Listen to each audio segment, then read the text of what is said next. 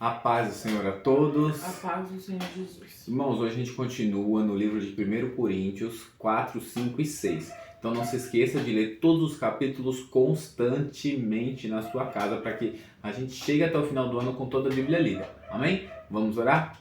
Senhor, Deus meu Pai, te agradecemos mais uma vez poder estar meditando na Tua Palavra. Senhor, tome em Tuas mãos nossas vidas. Senhor, nos dê, Pai, acesso à Tua sabedoria.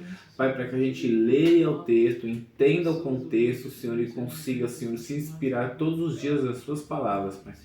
Amém. Irmãos, capítulo 5, versículo 8. Não, no 6. Versículo 6. Não é bom esse orgulho que vocês têm. Por acaso vocês não sabem que um pouco de fermento leveda a massa toda, ou estraga, a massa toda? Joguem fora o velho fermento para que vocês sejam nova massa, como de fato já são, sem fermento, pois também Cristo, nosso Cordeiro Pascal, foi sacrificado. Por isso celebremos a festa não com o velho fermento, nem com o fermento do mal e da maldade, mas com o pão sem fermento, o pão da sinceridade e da verdade. Na outra carta já escrevi a vocês que não se associem com impuros. Refiro-me com isto não propriamente aos impuros deste mundo, os avarentos, ladrões ou idólatras, pois neste caso vocês teriam de sair do mundo. Mas agora escrevo a vocês que não se associem com alguém que, dizendo-se irmão, for devasso, avarento, idólatra, maldizente, bêbado ou ladrão, nem mesmo comam com alguém assim. Paulo aqui ele não está dizendo para você não se misturar, no caso, não ter comunhão com pessoas do mundo. Essas já são ditas que elas são do mundo, elas não têm que viver as purezas que nós temos que viver, né? A sinceridade, a honestidade, que mais? A santidade de Cristo, certo? Agora, o que Paulo adverte é sobre os avarentos que estão dentro da casa de Deus, aqueles que um dia já reconheceram Jesus como seu único Senhor e Salvador, mas não deixaram a prática do mundo. Por quê?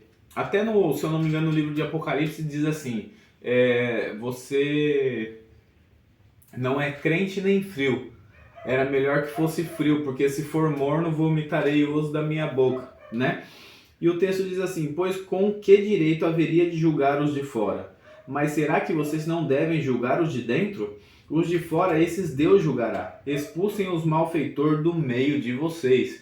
Então a gente não tem que julgar aquele que não conhece a Cristo. Se ele não conhece a Cristo, ele não está devendo nada. Ele nunca foi apresentado à verdade. A verdade nunca foi exposta a ele. O que nós devemos julgar é aqueles que conhecem a palavra, né?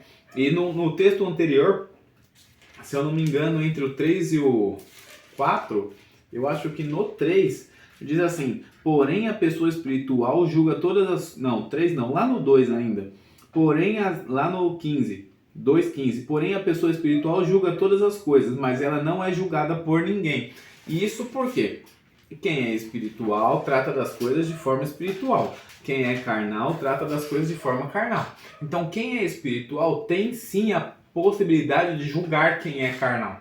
Porque você está vendo que a pessoa tá toda errada, está fazendo coisa errada e mesmo assim ela está ali servindo. A gente tem que ter, como Paulo diz assim, alguém dentro da casa do Senhor tem que ter a noção, a ciência de olhar e falar, cara, pera, isso está errado. Dá uma pausa aí. Vamos voltar a aprender, né? Se a pessoa estuda, levanta e faz a prova errado, ela vai tirar nota baixa. Então ela tem que voltar a estudar, tem que fazer um reforço, como era na escola. Então, você aprendeu ou foi ensinado de forma errada. Aí, vale ao sábio que está julgando ter esse peso. Ah, não, mas eu sempre aprendi assim. Então, se você sempre aprendeu assim, tem que mudar a característica. Nós está lendo Bíblia diferente. Vamos ler a Bíblia igual para a gente falar do mesmo contexto, certo? Porque muitas das vezes o 6 para mim é o 9 para a Bruna. E vice-versa. Agora, quando a pessoa fala assim, não, é isso mesmo. No caso aqui, ele fala do orgulho. Não é bom esse orgulho. O orgulho é quando a pessoa fala assim, não, eu tô certo, eu vou fazer assim, pronto, acabou. Só que quem é espiritual sabe das coisas espiritual. Quem é espiritual vai julgar e vai falar, não tá certo isso. Tá errado. Tem um peso diferente e não existe, na palavra de Deus não existe dois pesos, duas medidas. Ou é ou não é. Né? Então, Paulo está alertando exatamente sobre isso. Porque como vamos julgar os de fora? Como Paulo mesmo diz que no dia nós julgaremos os do mundo. Julgaremos até mesmo os anjos. Está escrito no texto. Lá no capítulo 1 ou 2, se eu não me engano.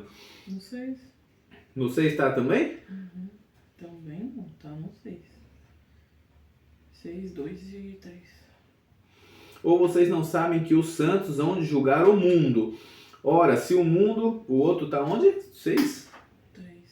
3.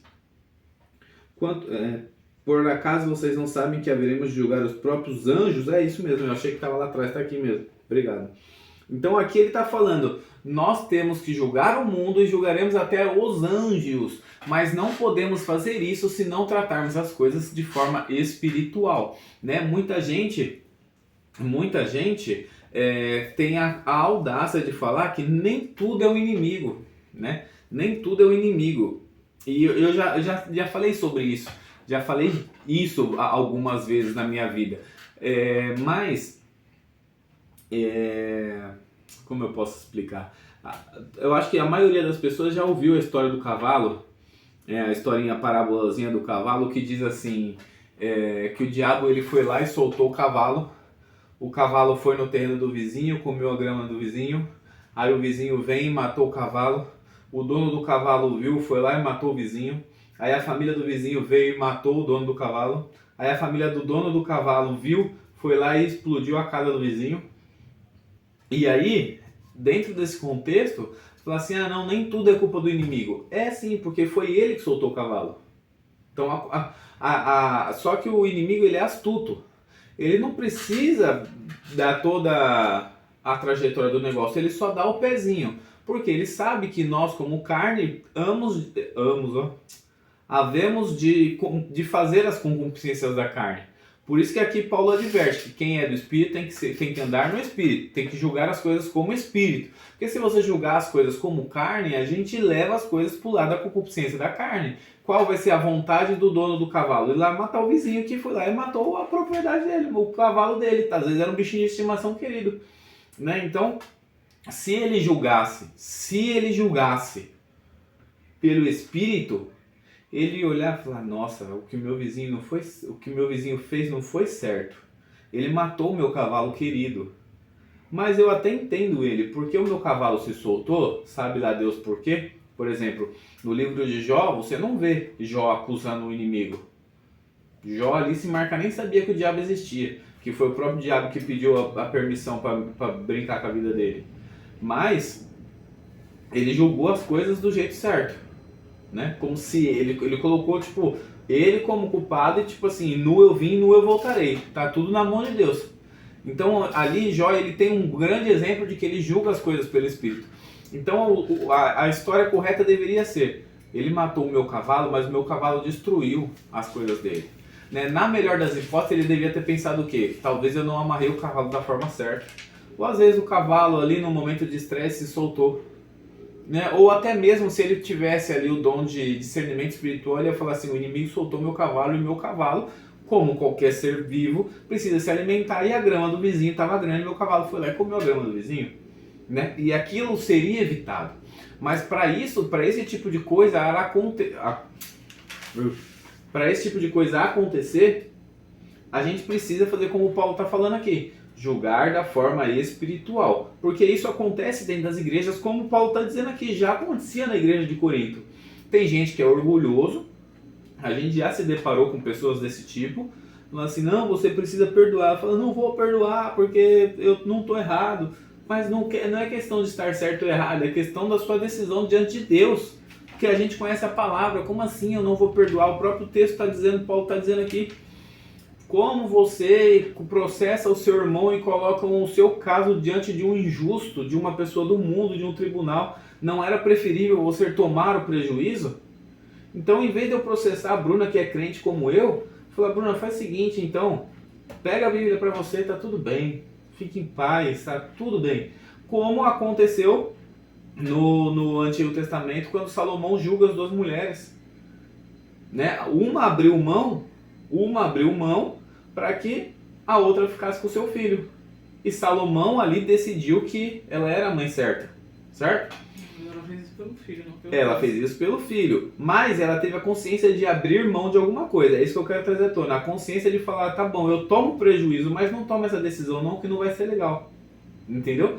Então, a gente precisa ter esse julgamento de forma espiritual. E ter o entendimento de que nada temos de nós. Como o próprio Paulo diz, a nossa sabedoria é vã, não presta para nada. Né? O próprio Paulo diz num outro texto que eu não lembro qual é agora, que tudo que ele aprendeu até aqui ele considera como esterco. Mas por que como esterco se ele aprendeu a lei, se ele andava na lei e tudo? Porque não adianta a gente querer ter razão, porque às vezes o mover de Deus é diferente. Não adianta a gente querer fazer as coisas sendo que quem dá a direção é Deus. Né? Então, é isso. Julgue as coisas de forma espiritual. Nunca julgue as coisas de forma física, de forma carnal. Quem julga as coisas de forma espiritual alcança graça diante de Deus. Quem julga as coisas de forma física, carnal, alcança graça diante do inimigo. Porque a concupiscência da carne nos leva à morte, e a morte ao pecado. Amém? Vamos orar? Senhor, Deus, meu Pai, te agradecemos mais uma vez por poder meditar na Tua Palavra. Senhor, te pedimos, segure em nossas mãos para que a gente não desvie da Tua Palavra de dia e de noite, Senhor. Em nome do Senhor Jesus, Pai. Amém. Tchau.